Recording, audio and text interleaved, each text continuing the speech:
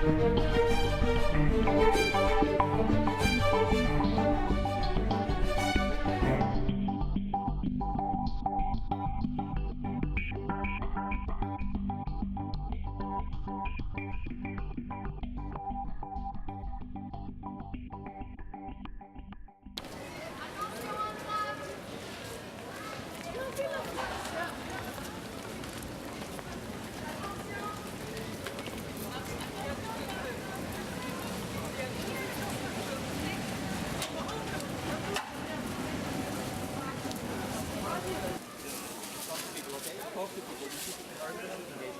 works.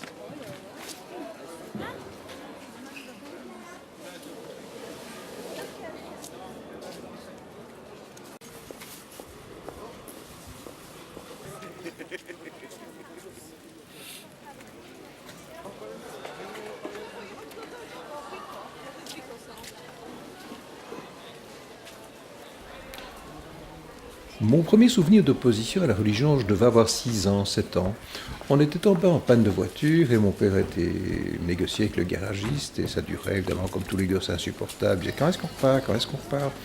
Et ma mère m'a eu comme réflexion, tu ferais mieux de prier le bon Dieu pour que la voiture redémarre. Et ma réaction a été, ah, il s'y connaît en mécanique celui-là. J'ai pris une gifle.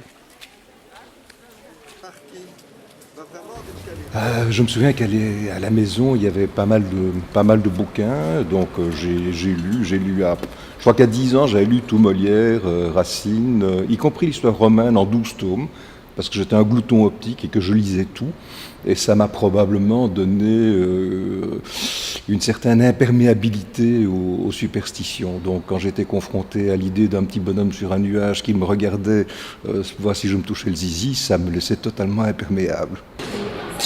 Qu'est-ce que vous demandez? C'est 5 euros. 5 euros? Oui. Il est un peu vert, après mal nourri. 3, ça vous va? 4. 4? Allez, 4 c'est fait. Ok, ça marche. Impeccable. Merci. Donc en fait, à l'époque, pour faire la communion, il fallait aller une fois par semaine au catéchisme, ce qui impliquait de se lever 1 heure plus tôt le matin. J'ai toujours eu horreur de me lever, donc me lever 1 heure plus tôt pour aller écouter quelque chose qui m'emmerdait prodigieusement, ça ne m'allait pas trop. En plus, c'est ce jour-là que sortait Spirou en librairie. Donc j'allais m'acheter mon Spirou à la librairie, puis j'arrivais au catéchisme dans une église. Et bon, il y avait des chaises. Les chaises, pour moi, c'est fait pour s'asseoir, mettre son cul dessus, et pour le curé, c'était mettre ses genoux dessus. Donc on avait une profonde divergence philosophique sur l'utilité de la chaise, et mon matérialisme me disait que je voulais être assis pour lire mon Spirou. Sa spiritualité disait que je devais être à genoux face à l'autel pour prier le petit Jésus. On ne s'entendait pas. Je suis définitivement athée. Athée, comme disait Prévert, A comme absolument athée, T comme totalement athée, H comme hermétiquement athée, E comme étonnamment athée, E comme entièrement athée. Donc athée, oui, absolument pas agnostique. L'agnostique croit encore à une forme de déité, de spiritualité, d'un grand machin qui aurait créé le monde, etc. Non, moi je suis totalement un athée matérialiste, je dirais même un antithéiste plutôt qu'un athée. Je n'ai eu aucun problème à épouser une femme qui venait de la communauté juive, qui est pourtant une secte assez fermée. Dans la mesure où elle était athée, bon, le problème ne s'est pas vraiment posé trop lourdement, si ce n'est à la naissance des enfants, où là, effectivement, toute la famille s'attendait à ce qu'on participe au rite de la circoncision, et pour moi, il est totalement exclu qu'un quelconque sorcier puisse s'approcher de mes enfants et leur couper un morceau du zizi sans se prendre une paire de baffes. Donc ça a fait un micro-scandale, mais bon, ils s'en sont accommodés ou ils ne s'en sont pas accommodés. Personnellement, je m'en tapais profondément. La recherche d'une spiritualité peut se prendre des chemins différents. Ça peut être aussi le bouddhisme qui est à la limite plus une philosophie qu'une religion, et ça peut être aussi, je dirais, une démarche intellectuelle qui permet de s'évader un petit peu du monde matériel et d'aller rechercher une autre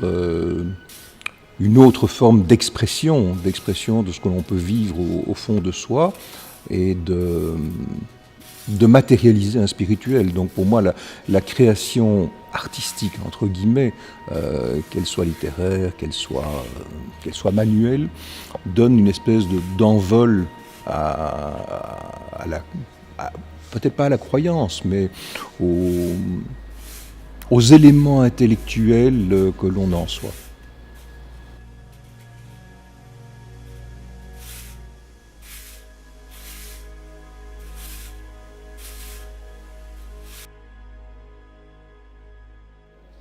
L'art et la religion sont intrinsèquement mariés, bon, à la fois parfois complices et parfois ennemis, puisqu'ils permettent d'exprimer ce qu'un artiste ressent au fond de lui. Les peintures rupestres étaient probablement des formes d'ex-voto qui donnaient une certaine spiritualité à la chasse. En représentant l'animal, on voyait l'âme de l'animal et on invoquait les mânes, l'esprit de l'animal pour le chasser. Quand les hommes préhistoriques faisaient des Vénus callipyges, ils pensaient peut-être pas uniquement au cul de la femme, ils pensaient peut-être aussi que ça allait leur permettre d'atteindre l'âme de la femme en représentant une Vénus callipyge. Évidemment, bon, les religieux n'ont pas toujours prévu que l'art n'allait pas se soumettre. Et l'art est aussi arrivé à ne pas se mettre au service de la religion, mais à devenir un outil de message qui s'opposait à ce moment-là à la religion. L'art et la religion sont un curieux mélange, puisqu'en fait, un curieux mariage, puisque d'un côté, il y a l'individualisme, l'individualité de l'artiste qui veut s'exprimer, de l'autre côté, la religion veut mettre des normes, veut canaliser, et donc, ou bien l'artiste accepte de se laisser canaliser, et il rentre dans la voie de la religion où il va exprimer ce que veut la religion, où il ne sera finalement plus qu'un pinceau, qu'un outil, où il va se révolter et il va à ce moment-là émettre le message qu'il veut émettre, ne tenant pas compte de ce que la religion veut dire. Et ça, on l'a vu de tout temps. De tout temps, depuis les Grecs anciens à la Renaissance, il y a eu des conflits permanents. Bon, il suffit de voir un Léonard de Vinci qui s'est expatrié aussi parce qu'il était en conflit. Sa personnalité profonde qu'il voulait exprimer était en conflit avec ce que la religion voulait de lui, qui était simplement la soumission, l'illustration, selon les canons, selon les dogmes. J'ai toujours été attiré par la création, peut-être parce que j'avais un métier intellectuel de stratège et que ne faisant rien de mes mains, je trouvais ça un petit peu frustrant. Donc je me suis quelque peu défoulé dans la cuisine, qui est aussi une activité créatrice, puisqu'on part de matières brutes que l'on transforme jusqu'à en faire quelque chose d'éphémère, mais qui a effectivement un côté artistique, puisque c'est à la fois le goût, c'est aussi l'œil, c'est aussi le bruit qu'on peut rajouter en mettant du croquant dans un plat. C'est aussi une forme de communion, puisqu'on partage avec les gens qu'on aime. Moi, je ne peux pas cuisiner pour quelqu'un que je n'aime pas. Et il y a une forme à la fois de spiritualité aussi là dans la cuisine. C'est une forme de création. Comme vivant en milieu publicitaire, j'étais évidemment confronté avec des créateurs, avec des artistes. J'ai eu toujours ce goût, et mon PDG disait toujours que j'étais le plus artiste de ces commerciaux, mais il préférait me garder comme commercial parce que je rapportais beaucoup d'argent, donc je suis resté commercial. Donc à partir d'un moment, en fait, quand je me suis amusé pour mon plaisir à faire des études d'antiquaire, ce qui m'a encore ouvert à la création et à l'art. Et puis j'ai eu envie de créer, n'ayant pas vraiment de capacité artistique, si ce n'est littéraire, mais j'avais pas envie de commencer à écrire un roman. J'ai commencé à détourner des objets. Donc détourner des objets, au départ, souvent en partant d'une formule littéraire et ensuite en essayant de transformer cette formule littéraire en un objet. Un objet, comme je ne savais pas créer, comme je ne sais pas dessiner, eh bien, bon, à ce moment-là, je me suis dit, bon, je vais prendre des objets et je vais leur mettre une valeur ajoutée en les détournant de leur fonction première ou de leur sens premier. Donc les détournements classiques, évidemment, c'est les gens qui transforment un râteau en épouvantail. Bon, oui, c'est pas très marrant. Moi, je préférais aller quelque part plus loin et changer non pas la fonction de l'objet, mais le sens de l'objet.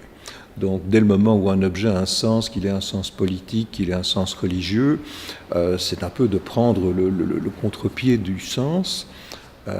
Si par exemple j'ai un tableau de Mao, eh bien plutôt que de lui donner un sens hagiographique qui va dans le sens de l'apologie du communisme, je préfère de loin à ce moment-là arriver à soit à le détourner, oui c'est bien ça tout de même, à le détourner soit dans un sens comique, soit dans un sens tragique. Mais bon, je préfère la dérision tragique. Et donc, par exemple, à Mao, eh bien, j'y ai simplement rajouté un petit nez rouge. Et puisque Mao est connu par son livre rouge, eh bien, j'ai intitulé ça « Livre rouge ». C'est pas plus, c'est pas moins. J'appelle ça du détournement de potache. Hein, je n'ai pas de prétention artistique. Je pars en fait d'un objet ou de deux objets. Bon, je me suis amusé à détourner des objets ou à assembler des objets qui n'avaient pas un sens religieux et simplement me leur donner un sens esthétique. Et c'est pratiquement une obligation à ce moment-là de se prendre 2-3 objets et de voir comment on peut les assembler, comment est-ce qu'on peut leur donner peut-être simplement un sens simplement poétique, qu'il ait un petit peu plus de signification que simplement l'objet qu'il est. Mais je préfère tout de même en général travailler sur le sens et de lui donner une signification différente et si possible opposée, avec souvent un esprit de dérision. Lorsque j'ai trouvé un petit Jésus en plastique vert bien kitsch, ça évoquait chez moi un objet que j'avais qui venait de chez un médecin, qui est une belle coupe d'un cerveau, dans la même gamme chromatique, et donc il suffit de prendre à ce moment-là les deux objets, de relier le petit Jésus avec une paille bien verte aussi dans la même gamme de couleurs, et on obtient le thème du suceur de cerveau. Et donc c'est assez amusant d'avoir cet objet complètement détourné de cette manière. Et comme dit la Bible, que la lumière soit.